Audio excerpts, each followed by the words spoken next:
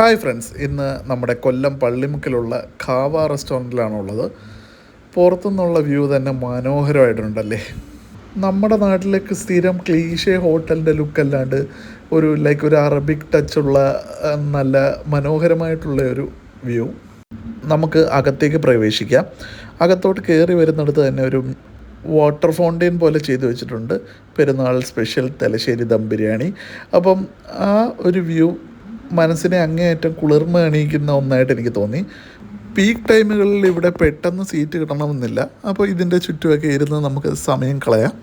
ഇത് അടിപൊളി സാലഡ്സും കാര്യങ്ങളും എല്ലാം അവിടെ ഇങ്ങനെ ഉണ്ടാക്കി വെച്ചിട്ടുണ്ട്. ഞാനൊരു 1.5 വർഷം മുമ്പ് ഇവിടെ വന്നിട്ടുമുണ്ട്. മാത്രമല്ല ആ സമയത്ത് ഞാൻ താമസിക്കുന്നത് കൊല്ലത്തായിരുന്നു. നമ്മുടെ സ്വന്തം സ്വിഗ്ഗിയിൽ ഇവിടുത്തെ ഐറ്റംസ് എല്ലാം കിട്ടുമായിരുന്നു. ഇത് കുനാഫയാണ്. ഇതൊരു മസ്റ്റ് ട്രൈ ഐറ്റമാണ് പള്ളിമുക്ക് കാവയിൽ നിന്ന്. പക്ഷേ ഇന്ന് ഞാനത് കഴിക്കാൻ ഉദ്ദേശിക്കുന്നില്ല. അവിടെ ഉണ്ടാക്കിക്കൊണ്ടിരിക്കുന്ന ചായ അതെനിക്കുള്ളതാണ്. ശരിക്കും കാഴ്ചയിൽ നമ്മളെ ആനന്ദിപ്പിക്കുന്ന ഹോട്ടൽസ് കൊല്ലത്ത് കുറവാണ്. എങ്കിലും പുതുതായിട്ട് വരുന്ന റെസ്റ്റോറൻറ്റ്സ് ആംബിയൻസിലൊക്കെ വളരെയധികം ശ്രദ്ധിക്കുന്നതായിട്ട് തോന്നി. ഇതേ കുറേ മീറ്റ് ഐറ്റംസ് എല്ലാം വെച്ചിട്ടുണ്ട്. അപ്പം നമുക്ക് നേരെ അകത്തേക്ക് കയറാമല്ലേ. പുറത്തെ കാഴ്ചകളൊക്കെ ഒരുവിധം കണ്ടു കഴിഞ്ഞു. അവരുടെ സ്വന്തം വാട്ടർ ബിസിനസ് ഐഡിയ ആണ്, പക്ഷേ അത് ഭയങ്കര കിടലമായിട്ട് എനിക്ക് തോന്നി. പക്ഷേ അതൊരു പ്രീമിയം ഫീൽ തരുന്നതായിട്ട് തോന്നി. ഇതേ നമ്മുടെ ചായ എത്തി. അറബിക് സ്പെഷ്യൽ ടീ ആണ്. കുറേ മസാലാസ് എന്ന് പറഞ്ഞാൽ ആവശ്യമില്ലാത്തതൊന്നുമില്ല. ആവശ്യത്തിനുള്ള ഒരു ഫ്ലേവർ അതിലുണ്ട്. നമ്മുടെ നാട്ടിൽ കിട്ടുന്ന മസാല ടീ തന്നെയാണെന്ന് പറഞ്ഞാൽ അത് കുറഞ്ഞു പോകും, പക്ഷേ കുറച്ചുകൂടെ ഡിഫറൻ്റ് ആണ്. അങ്ങനെ കുറച്ച് നേരം കാത്തിരുന്നപ്പോൾ നമ്മുടെ ആദ്യത്തെ സൂപ്പ് എത്തി. ഇന്ന് ക്രീം ഓഫ് ചിക്കൻ കിട്ടിയില്ല, സ്വീറ്റ് കോൺ സൂപ്പാണ്. ഒരു ക്വാർട്ടർ മന്തി പറഞ്ഞു, ചിക്കൻ മന്തി. അത് കഴിഞ്ഞ് ഇവിടുത്തെ സ്പെഷ്യൽ ബിരിയാണി ദമ്മാണ്. ഇത്രയും ഐറ്റംസാണ് ഞാൻ ഓർഡർ ചെയ്തത്. സൂപ്പിൽ നിന്ന് തുടങ്ങാമല്ലേ.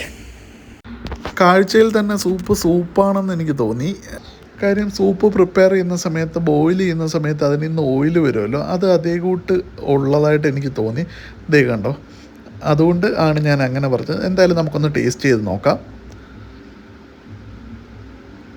അത്രയൊന്നും ഊതേണ്ട കാര്യമില്ലായിരുന്നു. ചൂട് ലേശം കുറവായിട്ട് തോന്നി.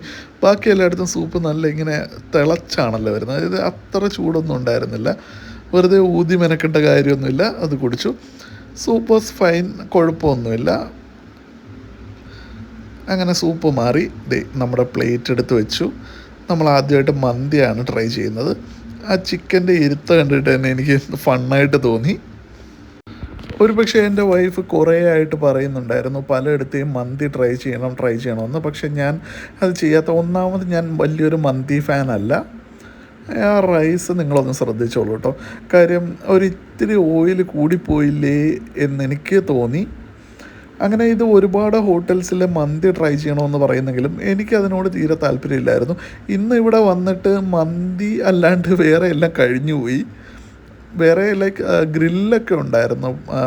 മെക്സിക്കൻ ഗ്രില്ലും അതേ കൂട്ട് ഉള്ള ഗ്രിൽ ഐറ്റംസ് ഉണ്ടായിരുന്നു. പക്ഷേ വേണ്ടാന്ന് വെച്ചു. ഒരു ക്വാർട്ടർ ചിക്കൻ മന്തി തന്നെ ട്രൈ ചെയ്യാൻ വെച്ചു. ഈ സംഭവമില്ല, ഈ ടൊമാറ്റോ ചട്നി ഇതെനിക്ക് ഭയങ്കര ഇഷ്ടമാണ്. അതുകൊണ്ടാണ് അത് ഒഴിച്ചത്. മയണൈസും വെച്ചത് നിങ്ങൾ കണ്ടല്ലോ അല്ലേ. ചിക്കൻ നല്ല പ്രോപ്പർലി കുക്ക്ഡായിരുന്നു. തൊടുമ്പം തന്നെ ഇങ്ങനെ ഇളകി വരുന്ന ടൈപ്പിൽ. അങ്ങനെ ആദ്യം ഞാൻ ആ പറഞ്ഞ ടൊമാറ്റോ ചട്നി വെച്ചൊന്ന് ട്രൈ ചെയ്ത് നോക്കാം. സംഭവം കൊള്ളായിരുന്നു. ചിക്കൻ അടിപൊളി ടേസ്റ്റ് ആയിരുന്നു. പക്ഷേ ഞാൻ പറഞ്ഞില്ലേ, റൈസിലൊരു ഓയിലി ഫീല് എനിക്ക് ഭയങ്കരമായിട്ട് തോന്നി. അത്ര എണ്ണയുടെ ആവശ്യം ഉണ്ടായിരുന്നോ എന്നെനിക്ക് ചോദിക്കണമെന്ന് തോന്നിപ്പോയി. മോശമെന്നല്ല, അതേ കണ്ടോ, അത്ര എണ്ണയാണ്. എൻ്റെ ഒരു സുഹൃത്തിനോട് ഞാൻ മന്തിയെക്കുറിച്ച് സംസാരിച്ചപ്പം അവൻ പറഞ്ഞു ഇത് മയണൈസിലാണ് കാര്യം ഇരിക്കുന്നത്, ഈ ചട്നിയിലാണ് കാര്യം ഇരിക്കുന്നത്. അങ്ങനെ പറഞ്ഞു. എനിക്ക് മയണൈസും കൂട്ടി ഒന്ന് ട്രൈ ചെയ്ത് നോക്കാം. പക്ഷേ ഇതിന് മുന്നുള്ള വീഡിയോസിൽ ഞാൻ പറഞ്ഞിട്ടില്ലേ, ഈ മയണൈസ്, സോസ്, ചട്നി അല്ലെങ്കിൽ അങ്ങനെയുള്ള കാര്യങ്ങൾ ആഡ് ചെയ്യുമ്പോൾ നമ്മുടെ കറക്റ്റ് ടേസ്റ്റ് പോവില്ലേ.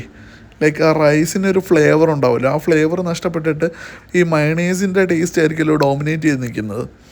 അത് എനിക്ക് അത്ര സുഖകരമായിട്ട് തോന്നുന്നില്ല. പക്ഷേ കുഴപ്പമുണ്ടായിരുന്നില്ല. മയണൈസൊക്കെ ഒഴിച്ച് ആ ചിക്കനും എല്ലാം കൂടെ മിക്സ് ചെയ്യുമ്പോൾ മന്തി നൈസായിരുന്നു. ചിക്കൻ്റെ കാര്യം ഒന്നുകൂടി പറഞ്ഞേക്കാം. ചിക്കൻ അത്രയ്ക്ക് കിടിലമായിരുന്നു. ലൈക്ക് ആ ഒരു ഷവായി പീസ് പോലാണ് എനിക്ക് തോന്നിയത്. പക്ഷെ അത് ഭയങ്കര കിടിലമായിരുന്നു. ഇനി നമുക്ക് ബിരിയാണിയിലേക്ക് പോകാം. ബിരിയാണി കുട്ട ഇവിടെ വരൂ, ഇവിടെ ഇരിക്കൂ. അങ്ങനെ കയ്യിൽ ഫോൺ വെച്ചിട്ട് ഒരു കൈ കൊണ്ട് അത് കോരിയിടുന്ന കാര്യം ആദ്യം ഒന്ന് ട്രൈ ചെയ്തെങ്കിലും അത് നടപടിയാവുന്ന കാര്യമല്ല. അതുകൊണ്ട് ഞാനിത് മാറ്റി വെച്ചിട്ട് ബിരിയാണി ഇട്ട് കഴിഞ്ഞു. ഒരു പീസ് ചിക്കൻ എടുത്തു. അതും ചിക്കൻ ബിരിയാണിയാണ് കേട്ടോ, ബീഫ് ഉണ്ടായിരുന്നില്ല, കഴിഞ്ഞു പോയി. മട്ടനും ഉണ്ടായിരുന്നില്ല. ഒറ്റ കാഴ്ചയിൽ ഈ റൈസ് കിടിലമാണെന്ന് ഞാൻ പറയും. കാര്യം ആ ഒരു വളരെ ചെറിയ അരിയാണ്. ആ ഒരു അരി സെലക്ഷൻ തന്നെ ബെസ്റ്റായിട്ട് എനിക്ക് തോന്നി. മുകളിലോട്ട് പൊട്ടേ കാണുന്നില്ല. ചിക്കൻ അധികം കുഴപ്പമില്ലാത്ത ഒരു ചിക്കൻ. പിന്നെ അതിൽ നല്ല മസാല ഉണ്ടായിരുന്നു കേട്ടോ. ഈ മസാലയാണ് എന്നെ ഹടാതെ ആകർഷിച്ചത്. ബിരിയാണി ഒന്ന് ടേസ്റ്റ് ചെയ്യാം.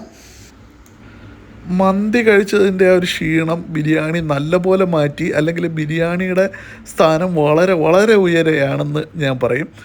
അടിപൊളി ബിരിയാണിയായിരുന്നു. ആ മസാല കിടിലമായിരുന്നു. ചിക്കൻ ഒരു രക്ഷയില്ല, അടിപൊളിയായിട്ട് ചെയ്തു.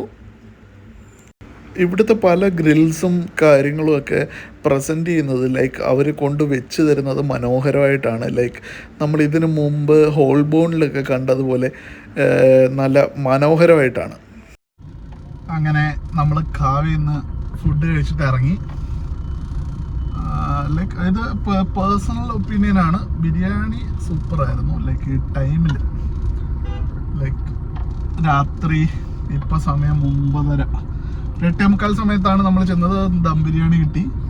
അത് നൈസായിരുന്നു, അടിപൊളിയായിരുന്നു. മസാല ഫ്ലേവറൊക്കെ എനിക്ക് ഭയങ്കരമായിട്ട് ഇഷ്ടപ്പെട്ടു. മന്തി ചിക്കൻ നൈസായിരുന്നു, പക്ഷെ റൈസ് ഭയങ്കര ഓയിലായിട്ട് തോന്നി. ഞാൻ ഇതുവരെ കഴിച്ചിട്ടുള്ള മന്തികളൊന്നും ഇത്രയും ഓയിലി റൈസ് എനിക്ക് കിട്ടിയിട്ടില്ല. സോ അതിനോട് എനിക്ക് അത്രയ്ക്ക് അങ്ങോട്ട് ഇഷ്ടപ്പെട്ടില്ല. പക്ഷെ ചിക്കൻ അടിപൊളിയായിരുന്നു കേട്ടോ. ലൈക്ക് നല്ല വെൽ കുക്ക്ഡ് ആയിരുന്നു, സംഭവം കിട്ടില്ലായിരുന്നു. പക്ഷേ ഇവിടുത്തെ മേ ബി ഈ തിരക്ക് കൊണ്ടായിരിക്കും പലതും, ഞാൻ ഉദ്ദേശിച്ച പലതും ഉണ്ടായിരുന്നില്ല. അവിടെ ഒരു സ്പെഷ്യൽ ഐറ്റംസ് ഒക്കെ ഉണ്ടായിരുന്നു. റമദാൻ മാസം ആയതുകൊണ്ട് അതിൻ്റെതായ സ്പെഷ്യൽ ഐറ്റംസ് അവിടെ ഉണ്ട്. അതൊക്കെ പ്രതീക്ഷിച്ചിട്ടാണ് കയറിയത്. പക്ഷേ എല്ലാം കഴിഞ്ഞു പോയി. ലൈക്ക് അത്രയ്ക്ക് തിരക്കാണ് ആ ഹോട്ടലിൽ. നിങ്ങൾ തന്നെ കണ്ടാണല്ലോ. ഡൈനിങ് ഏരിയ ഞാൻ കാണിക്കായിരുന്നത് ലൈക്ക് എന്താ പറയുക, എല്ലാ ടേബിളിലും ആളിരിക്കുകയാണ്. അപ്പം അത് കാണിക്കണ്ടെന്ന് തോന്നി. അതുകൊണ്ടാണ് ഡൈനിങ് ഏരിയ ഫുള്ള് കാണിക്കാതിരുന്നത്. പക്ഷെ ആഫ്റ്റർ ഓൾ ഈ പറയുന്ന ഒരുപാട് ഇമ്പ്രൂവ്മെന്റ്സ് വന്നിട്ടുണ്ട്. ലൈക്ക് ഞാൻ കഴിഞ്ഞ തവണ വന്നപ്പോൾ പാർക്കിങ്ങിന് പോലും ഭയങ്കര ബുദ്ധിമുട്ടായിരുന്നു. പക്ഷെ ഇപ്പോൾ അതൊക്കെ റെക്ടിഫൈ ചെയ്തു. വാലേ പാർക്കിംഗ് പോലുള്ള സംവിധാനങ്ങൾ ഒരുക്കിയിട്ടുണ്ട്. ആഫ്റ്റർ ഓൾ സ്റ്റാഫുകളൊക്കെ കുറച്ചുകൂടെ ഫ്രണ്ട്ലി ആയി എന്ന് തോന്നി. പിന്നെ കയറി ചെല്ലുമ്പോഴുള്ള കാഴ്ചകൾ നിങ്ങളെ കണ്ടതാണല്ലോ. ലൈക്ക് മനോഹരമായിട്ട് ചെയ്തിട്ടുണ്ട്. അടിപൊളി ഒരു ശാന്തമായ അന്തരീക്ഷത്തിലുള്ള റെസ്റ്റോറൻറ്റ്. നിങ്ങൾ വിസിറ്റ് ചെയ്ത് നോക്കൂ ഇത്തവണ. ഒരുപാട് കമൻസ് ഞാൻ ഫേസ്ബുക്കിൽ മറ്റേ ഈ കൊയിലോൺ ഈറ്റ് എക്സ്പ്രസ്സിലൊക്കെ കണ്ടു. പക്ഷെ അങ്ങനെയല്ല, ഇറ്റ്സ് ബെറ്റർ.